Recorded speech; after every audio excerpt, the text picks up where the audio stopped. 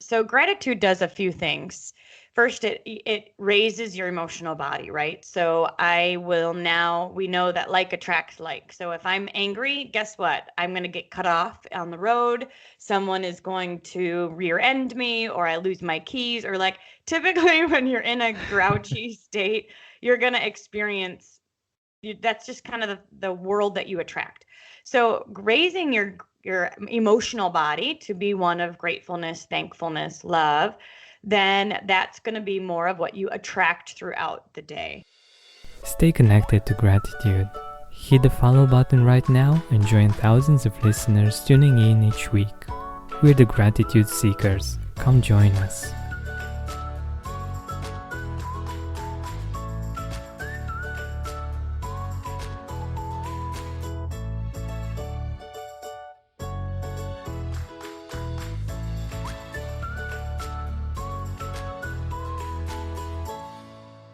Hi, Gratitude Seeker. Welcome to a new episode of the Gratitude Podcast.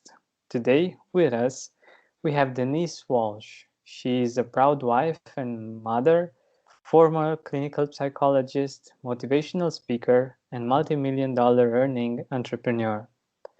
But I think the intro, the presentation that she did for me a few minutes ago, I think it's even more beautiful, and I will let her introduce herself and let us know more about what she's been up to and what she's been doing in the world. Denise? Hello. Yeah, hi. Thank you so much for having me. I have been a leader in the direct selling world in our company for almost 12 years. And it's interesting when you experience some level of success, people always started asking me, what do you do? What do you do? What do you do? And so while I'm still consistently working my business and working with my team, I started creating products that could add value to my team and beyond, and still allow me to pick my two boys up from school. So how can I add value and still be an awesome mom? That's my goal. That's beautiful.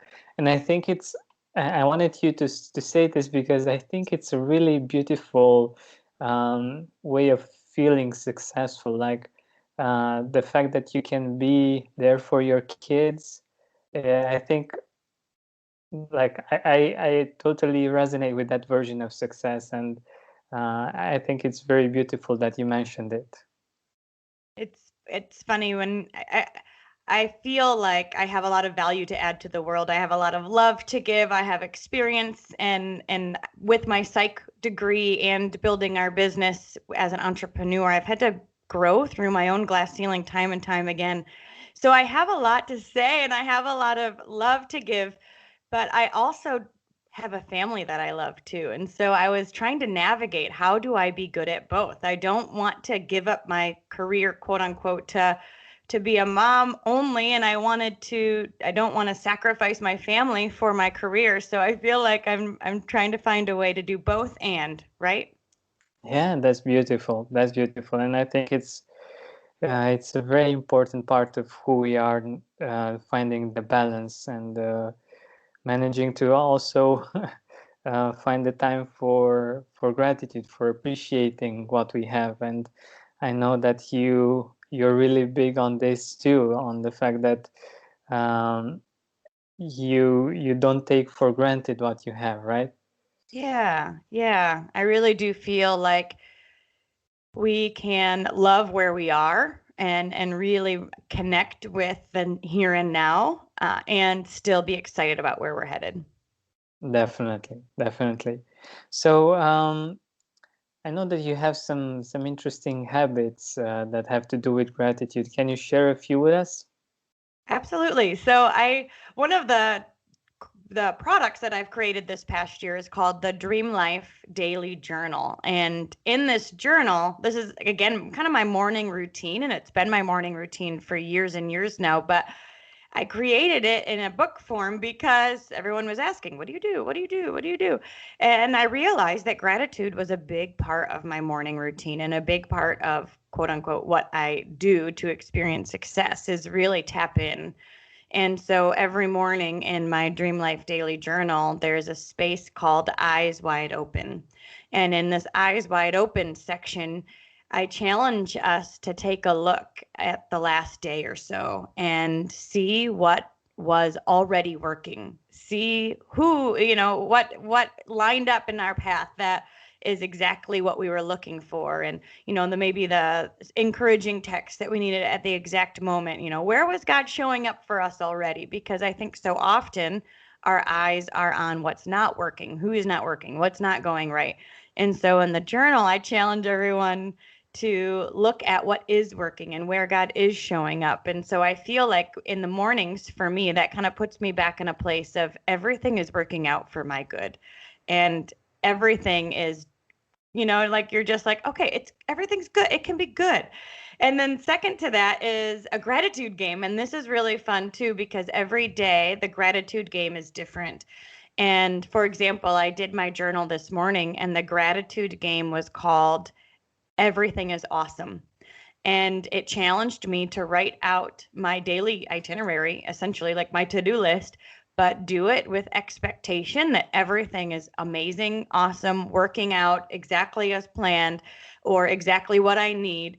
And what it does is it just shifts my emotional body. It shifts my emotional body to be grateful and to be expectant of good things. And I find when I start my day off that way, that's what I get. Definitely, definitely.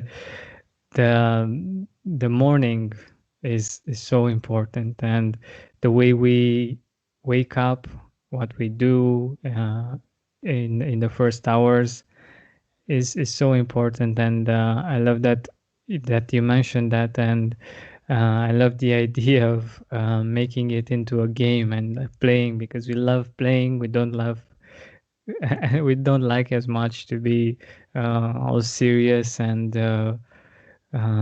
go with something that is boring somehow. I think we are all kids inside, and it's important to bring that part as well. And I love the fact that you've managed to do that. And I'm also curious how you got to discover gratitude at first. Like, when did you feel the first time that you've actually lived the feeling of gratitude, not just the concept? Yeah. Ooh.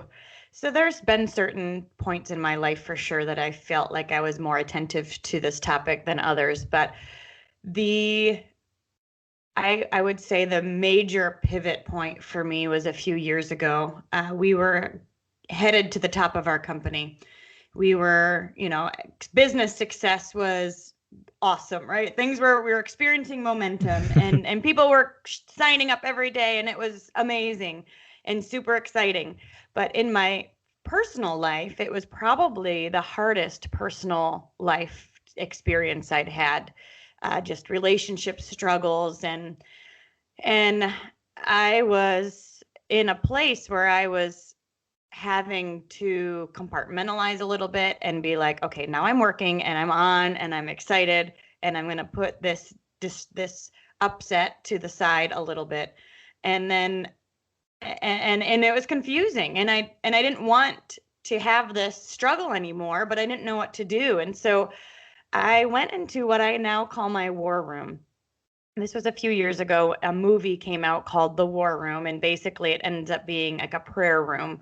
And for me, I have two little boys, and doing my devotions and journaling and reading in the morning was like okay in my main living room, but a bit distracting when I need to get juice and make pancakes and all of that. So I chose to get up even earlier than I was, and prior to them getting up, and I would go into a closet in one of our extra bedrooms, and it's a walk-in closet that has a shelf on it that you would, put sweaters or something. But what this allowed me to do was to leave my books out, and it allowed me to write and tape it onto the walls, and I didn't have to worry about anyone coming to see it, or I didn't have to clean it up. I could just go back into my war room every morning. And Mm. in this war room, goodness. I feel like I wrestled emotionally a lot in this war room. I felt like I prayed, I asked for forgiveness, I asked to forgive. I feel like when you're feeling hurt, it can be so easy to go down the rabbit trail of anger and bitterness and frustration and why and what if and all of those things that honestly we typically can't answer. And in the war room, I learned how to speak life into my world before I saw it. So I would claim victory over my family. I would look at what was working and the love that I had and things that were working. I really shifted my emotions in that war room. And I believe that because of that, my outer world began to change too. Mm. And man, it was a healing experience from the inside out. And I believe that that emotional pivot and healing for me shifted me to understand the importance of gratitude first. Hmm. That's so interesting.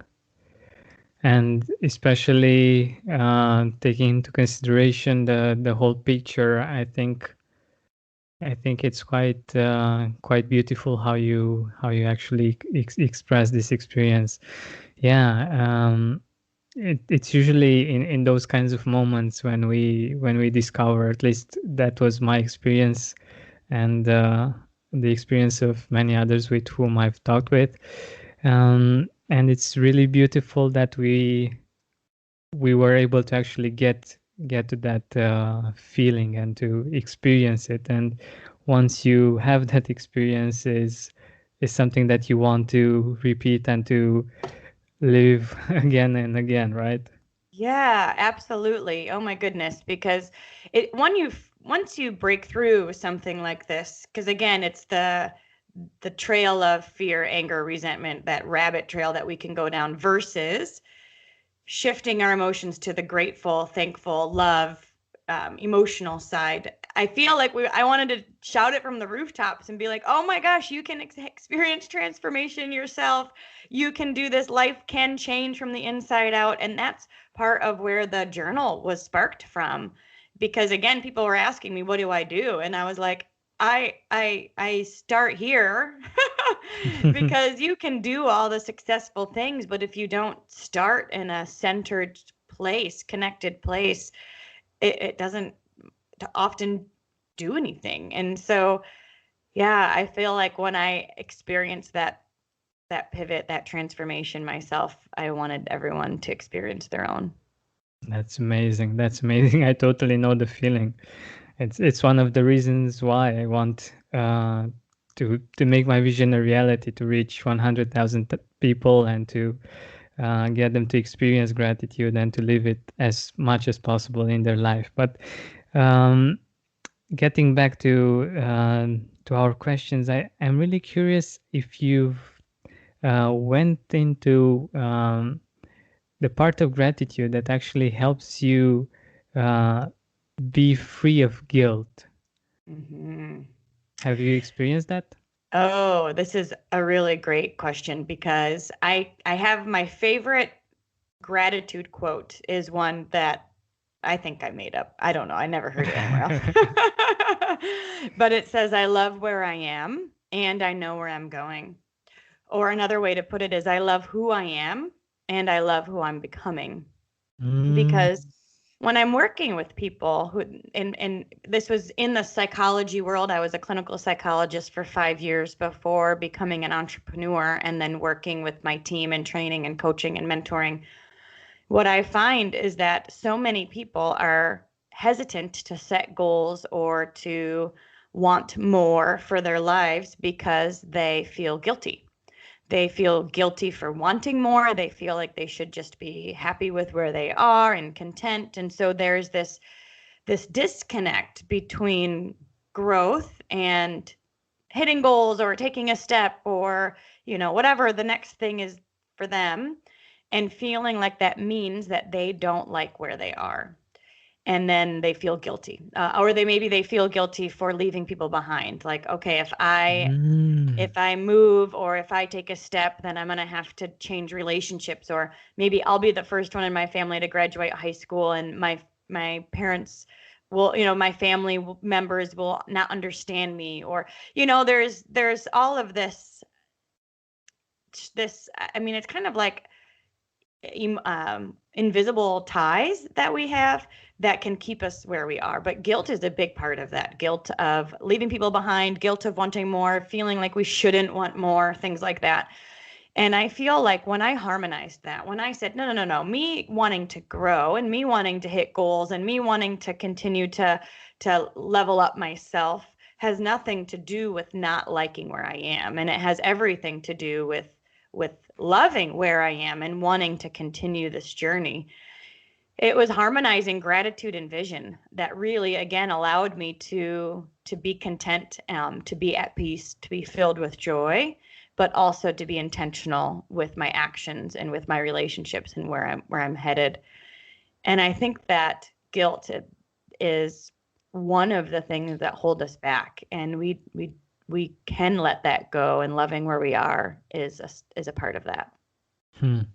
I totally believe that. And it's so interesting that it's something that we do to ourselves somehow, that we feel guilty, and somehow we feel that this is helping other people somehow, and it's so weird. Yeah, it is. You're right. We think that me staying small or me just agreeing with you, and you know what I mean? Like, for some reason, we feel like if we grow, other people will feel bad. When in fact, it's quite the opposite.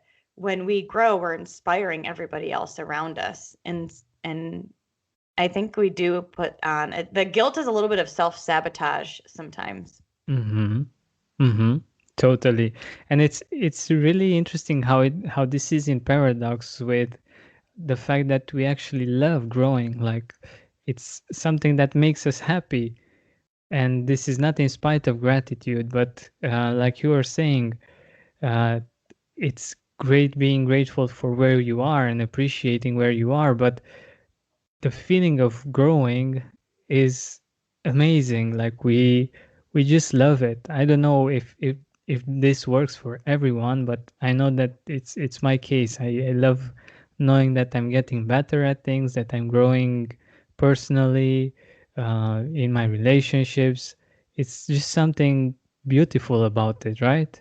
Yeah, me too. I often wonder if I'm the only one. So I'm glad you as well feel this way. Because in my mind, I feel like if I'm not growing, I'm slowly dying. My soul is dying. And so when I'm challenging myself and learning new things and growing personally, I do feel like it adds a ripple effect, and it gives other people permission to level up and grow themselves. Exactly, exactly. Always think about nature when it comes to harmony.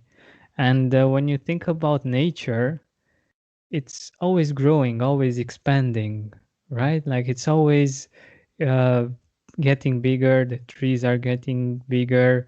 Um, I don't know. It's just expansion. And I think that when we are in tune with nature, we're actually there. We are actually expanding ourselves, and that makes us feel good. And it's the kind of good feeling that's natural, and it's unnatural for us to want to stop that growth for whatever reason, right? Yeah, I feel like when I was a clinical psychologist and working in those days, I found that most people were bored, and they were going through the motions of life, but they weren't. And I know was there myself. I was bored and I was going through the motions of life and not actually engaged, living for the weekends and kind of doing things I didn't want to do all of the time with no real goal in mind. And it was that experience that made me say, I don't want to live that way anymore. I really want to live my truth and take a step. And even if it's scary and I don't quite get it and it's uncomfortable, like I have to keep moving and growing. And I'm so grateful that I have, because over the past 12 years, I mean, I've become, I have people that see me from high school, they're like, who are you? I'm like, I don't know, but isn't this crazy? Like, I really have grown so much, and I wouldn't have been able to do that if I hadn't taken steps that might have been uncomfortable. Definitely, definitely. And in your growth, how do you feel like, let's say, more to be more concrete about this, how do you feel gratitude has helped you grow, like getting from one stage to another and getting to the success that you've reached? Yes. So gratitude does a few things. First, it raises your emotional body, right? So I will now, we know that like attracts like. So if I'm angry, guess what? I'm going to get cut off on the road. Someone is going to rear end me, or I lose my keys, or like typically when you're in a grouchy state, you're going to experience that's just kind of the world that you attract. So raising your emotional body to be one of gratefulness, thankfulness, love, then that's going to be more of what you attract throughout the day. Secondly, it also unlocks your reticular activating system. So your reticular activating system is a part of the brain that filters what you see in the world.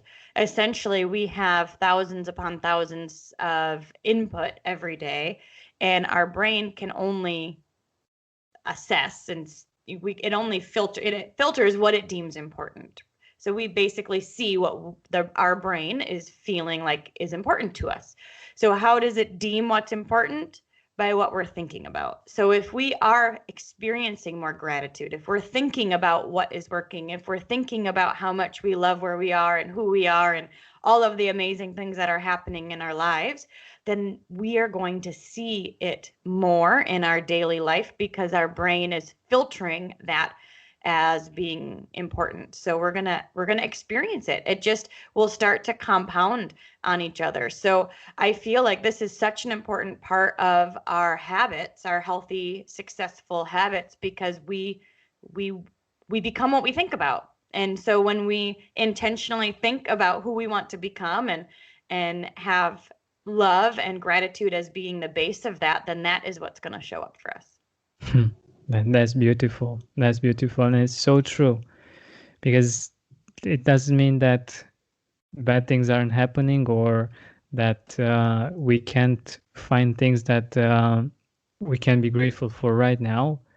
It's just like the things that we are grateful for right now. It doesn't mean that they weren't there in our life, but we just take the time to notice. And yeah, you've put it beautifully.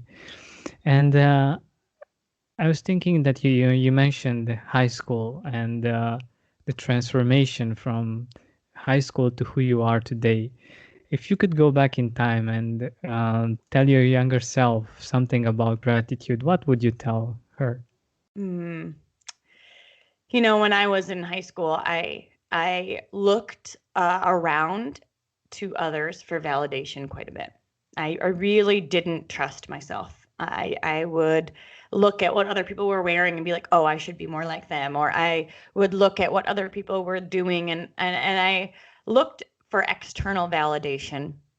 And I would tell myself that I know, I know, just trust yourself, trust who you are, and be confident in that.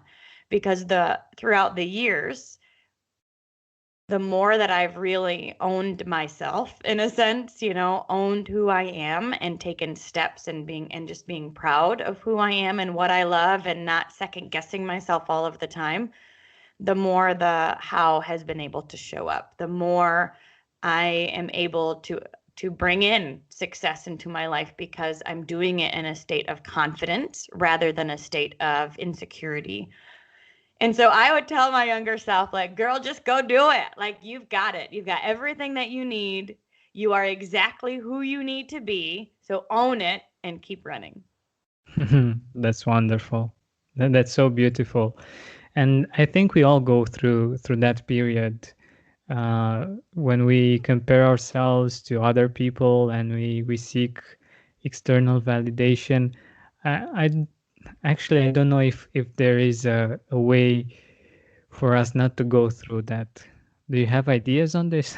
Yeah, no, I do think it is a kind of a part of the journey, Yeah. especially in this day and age with social media. It's so much easier to see what other people's highlight reels, and so goodness, I can't imagine. I mean, I just know that young people today are probably experiencing this even at an earlier age. And so, one of the things is the more that you know who you are, the less you're triggered by other people because Mm. you know who you are. So, for example, I have blonde hair. If somebody were to say to me, Denise, you have green hair, I would be like, no, I don't. Because I know that I have blonde hair.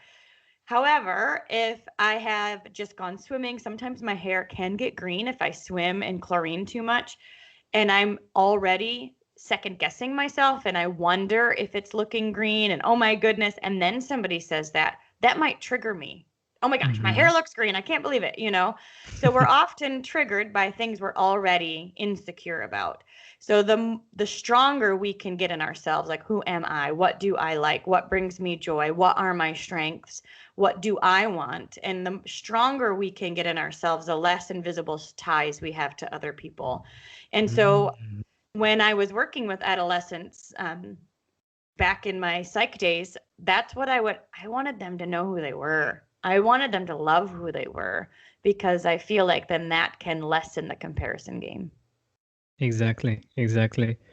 I think that's so beautiful that knowing yourself, knowing who you are is, and the idea of not having to look into the outside world to get validation and to um, for other people to actually be okay somehow with who you are and things of this nature. I think this is so powerful, and it actually makes you feel very confident, and it gives you the opportunity and the possibility to give more. And I think that's that's really interesting.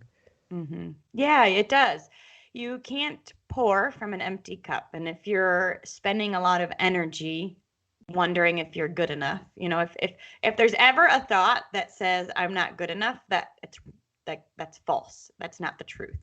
And so I feel like we can spend a lot of time and energy on spaces that aren't really serving us. And when you know who you are and you know what you want, you can kind of plant your roots and start to thrive and spend your energy on what will outpour and add value to the world. Exactly. And this is actually why we are here, right? To give our gift to the world, to do our best to make it more beautiful, better, to bring what we have and be generous and offer it to the world, right? Yeah, yeah, I think so. You know, when you we for those that have done service projects or mission trips or experiences where they were able to give back, we know that we do that because we want to help others, but we also know that we leave even more filled ourselves. And Mhm. so there's this give and take that happens within relationships and within the world that the more we serve, the better we feel, and it is empowering. Exactly. Yeah. And by the way, you mentioned relationships.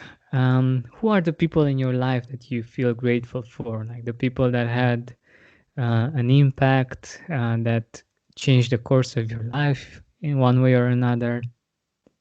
You know, one of the first groups of people that I think of are my youth group leaders. So I grew up in a Methodist church and it was filled with love. I went to youth group every week. We went on all these trips together and we served together and we went on, you know, we just experienced life together.